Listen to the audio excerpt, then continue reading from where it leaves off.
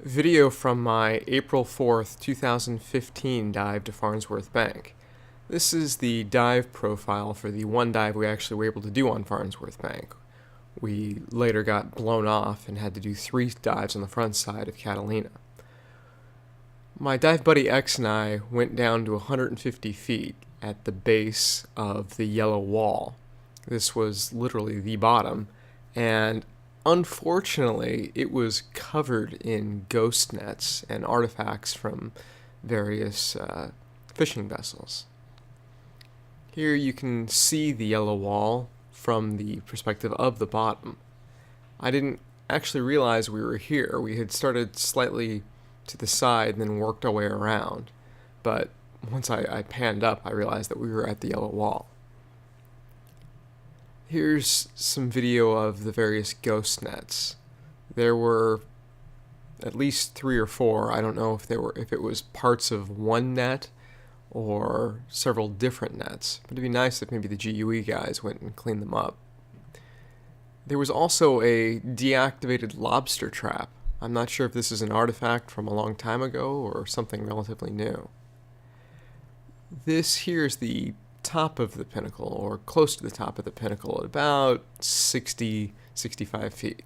As you can see, as always, it's teeming with life.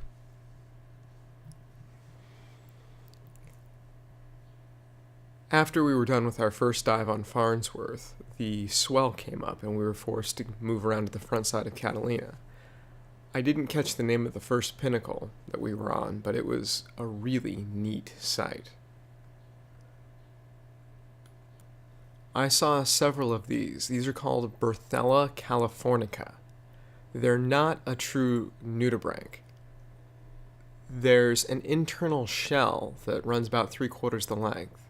These, however, are true nudibranchs. These are called tricolors. These little tiny little guys. They're about 1/4 of an inch. Here's another of the Berthella californicas. They're quite pretty. They've got this speckled star pattern on them.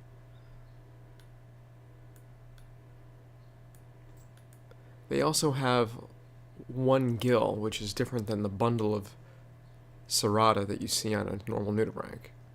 This was another dive site. They hid Easter eggs here, and while looking for Easter eggs, I happened across this giant sheep's crab.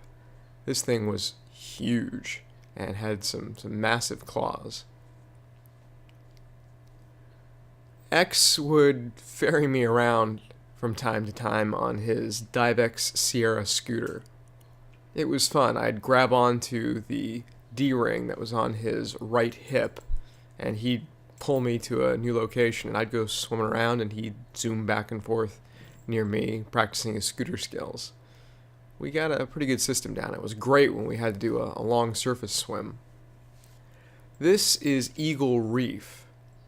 There was this block of some sort that X overturned, and it was covered in small sea urchins, and all the sheep's head, these are all sheep's head that you see here except for the obvious kelp bass, came and ate all of the sea urchins.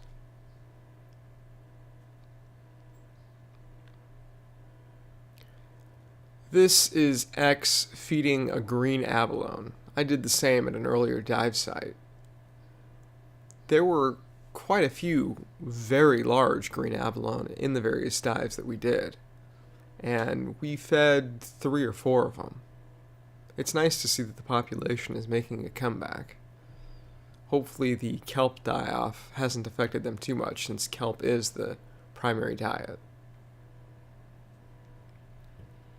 Of course, what's a visit to Eagle Reef without a moray eel? This is one that we found hidden amongst the rocks at the end of the dive.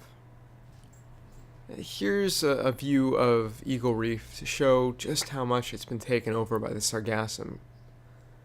Here's the boat, the Cee Ray. I thought this made for sort of a picturesque ending. Overall, we did 4 full hour-long dives this day.